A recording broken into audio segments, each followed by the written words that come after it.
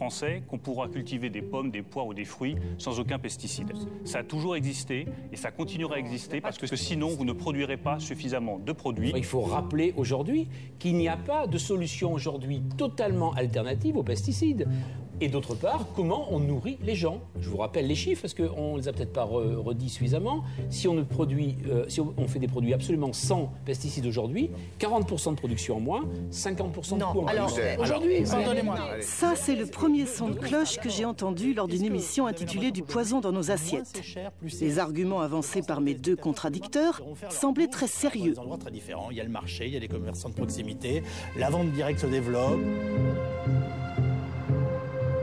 Autre son de cloche, 2 semaines plus tard à Genève, où Olivier de Schutter, le rapporteur spécial des Nations Unies pour le droit à l'alimentation, avait dressé un bilan très critique de la fameuse Révolution verte et affirmé au contraire que seule l'agroécologie est capable de nourrir le monde. Monsieur le Président, Excellences, je présente ce rapport à un moment où les prix alimentaires mondiaux ont augmenté pendant 8 mois consécutifs. Cette crise que nous affrontons n'est pas seulement une crise de l'offre, c'est aussi une crise de la pauvreté, c'est une crise de la nutrition et enfin c'est une crise écologique. Des méthodes de production non durables accélèrent le changement climatique et la dégradation des sols, épuisent les réserves d'eau douce, menaçant à terme notre capacité à nourrir la planète. Au sein de la communauté scientifique, un constat s'impose. Il faut changer de cap. Les recettes anciennes ne valent plus aujourd'hui. Les politiques de soutien à l'agriculture visaient à orienter celle-ci vers l'agriculture industrielle. Il faut à présent qu'elle s'oriente vers l'agroécologie partout où cela est possible. Qui croire? Comment nourrir le monde qui comptera 9 milliards d'habitants en 2050? Avec ou sans pesticides? J'ai lu le rapport d'Olivier de Schutter et j'ai décidé d'entamer un nouveau tour du monde. Ma quête vise à découvrir sur le terrain ce qu'est l'agroécologie et en quoi ce modèle s'oppose à celui de l'agriculture industrielle et de la révolution verte, promue depuis plus de 50 ans. Elle vise aussi à comprendre pourquoi aujourd'hui 1 milliard de personnes souffrent de la faim. L'histoire que je vais vous raconter nous concerne tous, car elle engage l'avenir de la planète et de l'humanité.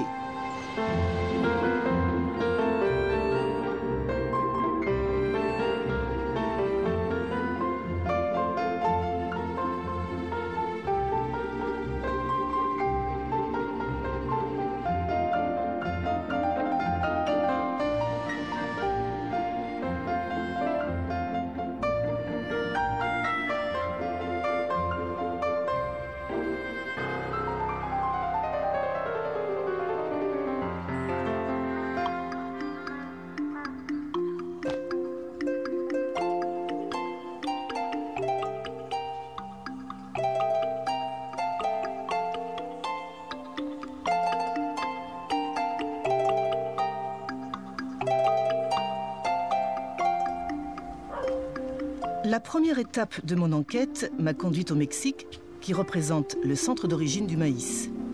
Née il y a 9000 ans, dans ces montagnes du sud du pays, la plante sacrée des Aztèques est aujourd'hui la céréale la plus cultivée au monde.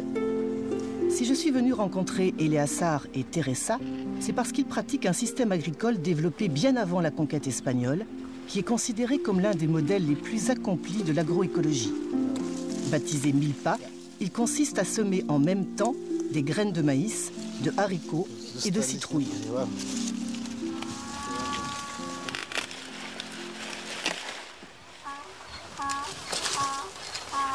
C'est du maïs local?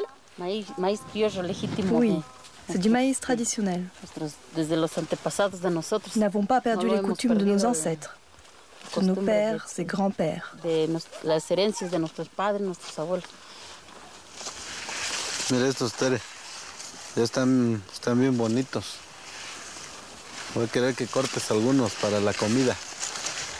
¿No? Mira. Le maïs sirve. Le maïs sert de tuteur aux haricots. Entonces lo que hace el frijol. Quant au haricot, ce qu'il fait, c'est qu'il fixe l'azote de l'air et ensuite il l'apporte au maïs. Et les feuilles de citrouille font de l'ombre sur le sol et permettent de conserver l'humidité. Nous avons ainsi des parcelles en parfaite santé et nos résultats sont meilleurs.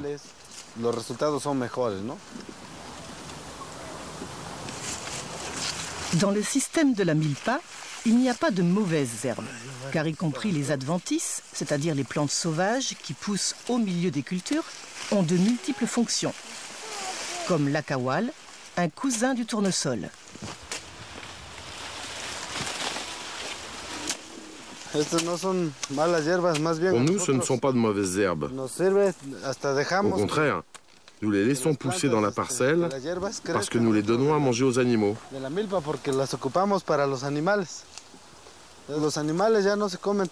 Les animaux produisent de la matière organique et du fumier qui entretiennent la fertilité du sol.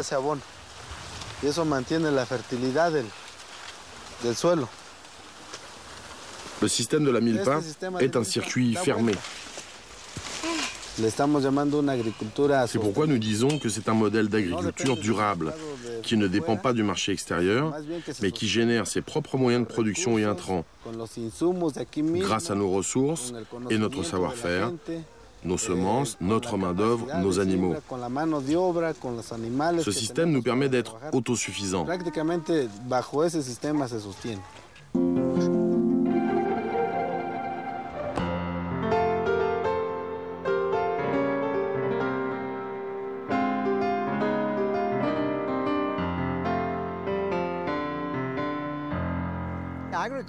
L'agroécologie est l'antithèse de l'agriculture industrielle parce qu'elle n'est pas une agriculture basée sur des intrants, mais sur des processus. Elle ne repose pas sur des monocultures qui ont besoin d'intrants en énergie, pesticides, engrais chimiques, mais elle s'appuie sur une série de principes comme l'accroissement de la biodiversité, le recyclage, l'augmentation des matières organiques du sol, l'intégration d'animaux, etc. Par exemple, la milpa est un système de polyculture typique de l'Amérique centrale, mais si on va dans d'autres régions, on trouvera d'autres combinaisons de cultures, dont l'interaction produit des synergies qui rendent le système beaucoup plus productif que les monocultures. On croit généralement que les grandes fermes produisent plus d'aliments, mais en fait, les petites fermes, quand on mesure la production totale, sont beaucoup plus productives que les grandes. Par exemple, quand on mesure l'efficacité énergétique des grandes exploitations industrielles, on obtient un rapport de 2 ou 3 maximum. Ça veut dire qu'en injectant 1 kilocalorie d'énergie, on obtient 3 kilocalories d'énergie en termes de nourriture. Pour une petite exploitation, le rapport est de 15 à 30. La conversion énergétique est très élevée.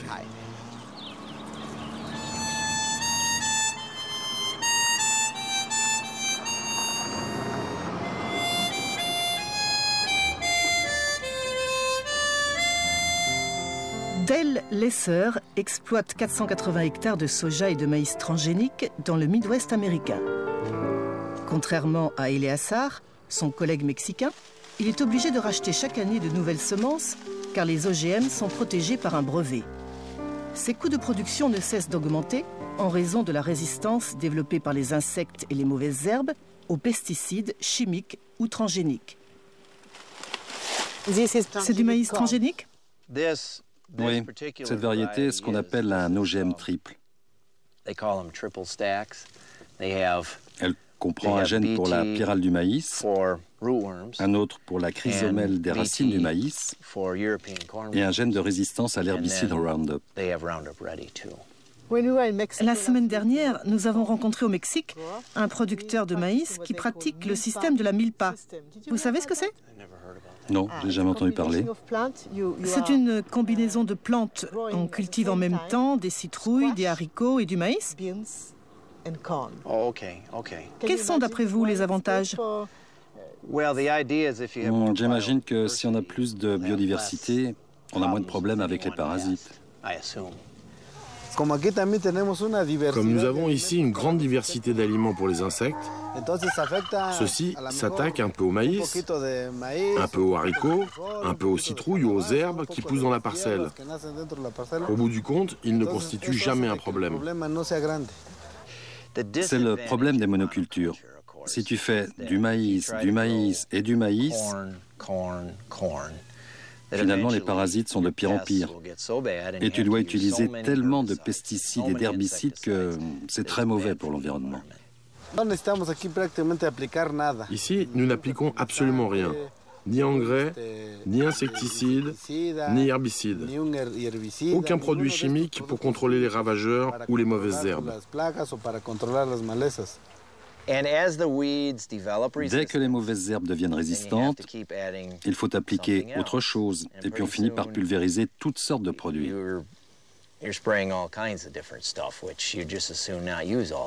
Pour éviter tous ces produits, certains agriculteurs préfèrent n'utiliser que le Roundup. Parce que c'est simple, très simple, tant qu'on n'a pas de mauvaises herbes résistantes au Roundup. Avec la technologie, on s'en sort toujours, mais avec tous ces produits chimiques, on est toujours un peu inquiet. Pour votre santé? Oui, pour les effets que ça peut avoir sur la santé. On ne les voit pas tout de suite, mais au bout de 25 ans. Et pour vos enfants? Ouais, ou pour les consommateurs qui vont boire l'eau, ou pour les nappes phréatiques.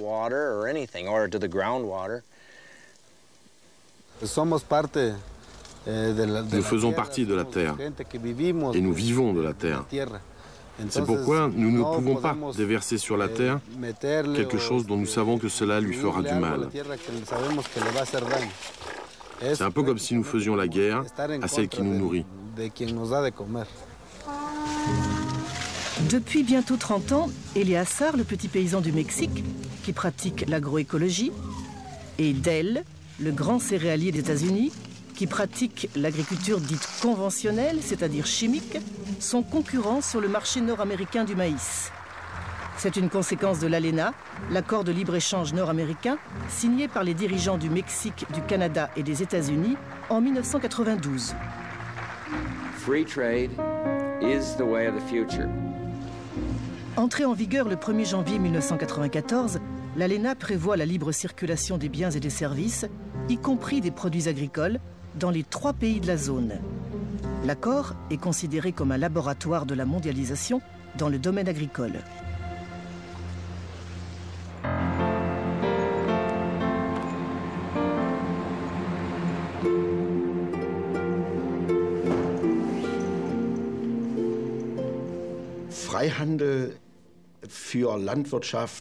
Dans le domaine de l'agriculture, le concept de libre-échange est tout simplement une farce. Car en agriculture, il y a toujours des entorses à la règle. Ces entorses ont pour conséquence que les grands producteurs, et particulièrement ceux des pays développés, profitent largement du marché mondial. Ils profitent de subventions pour la production, pour avoir de l'énergie bon marché et de l'électricité bon marché. Le résultat, c'est que ces producteurs sont incapables de dire aujourd'hui quels sont leurs coûts réels et leurs revenus réels. La majorité des coûts de production, comme la pollution des eaux ou l'énorme consommation d'énergie, ne sont pas pris en compte. Les prix de leurs produits sont donc complètement faussés.